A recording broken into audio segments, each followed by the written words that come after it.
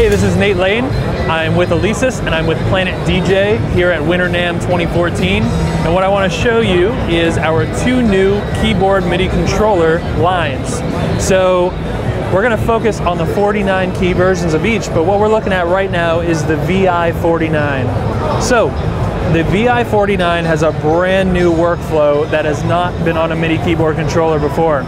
We put 16 pads on the left side of the keybed. The pads are pressure and velocity sensitive, so they can be used as drum pads or clip triggers or whatever you want to use them for.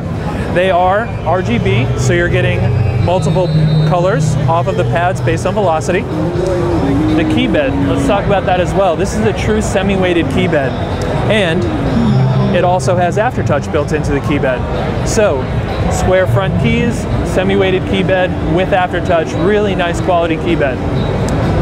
So above and beyond, standard features like pitch and mod wheels. We have transport controls. We have octave up and down, preset up and down. So we put an internal time clock on this, and that lets us do a couple things. It lets us do tap tempo, and it lets us put the keyboard into roll mode. Anyone who's used a nice drum pad controller knows that roll mode gives you time division. So you engage roll mode, and on the keyboard here, these 8 buttons, as you can see, have the different time division settings for roll mode. So if you're performing on the drum pads, you can now go back and forth between these different time division settings.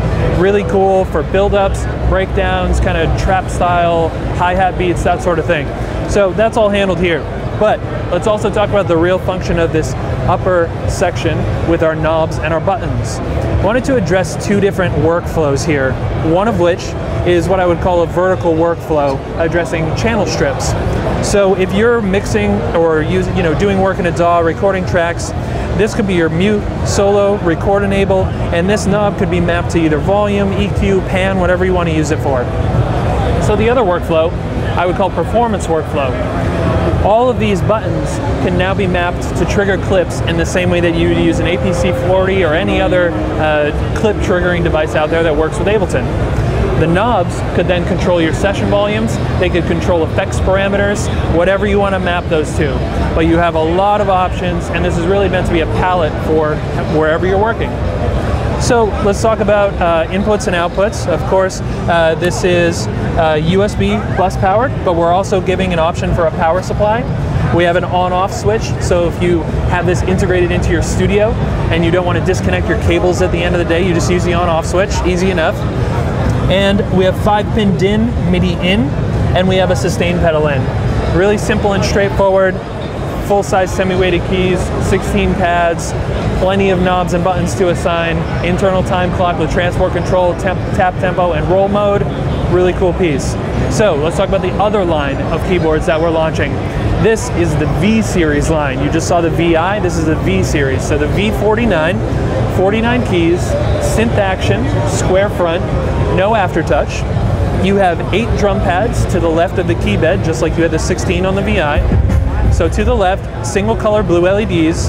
You have 4 assignable buttons, 4 assignable knobs, octave up and down, and pitch and mod wheels. So let's talk about what this is really about. The design is driven by keeping the footprint as small as possible for your studio desk. And the workflow is really driven towards plug-in control. So if you are using any sort of a synthesizer or instrument plug-in, we just cut straight to the chase. 4 knobs, 4 buttons, pitch and mod, some drum pads, 8 drum pads, and a great keybed. And this is just killer for tracking in the studio or performing live without having too much on board.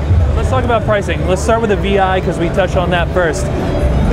Both of these lines come in 25, 49, and 61 key, and I'll give you US street pricing for all of them.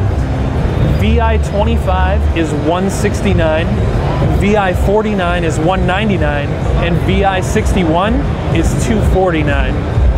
V series, the second series we covered, V25 is $79, V49 is $99, and V61 is $149. So really aggressive prices, really killer keyboards. Thank you Planet DJ for coming by to check them out, and we'll show you some more stuff.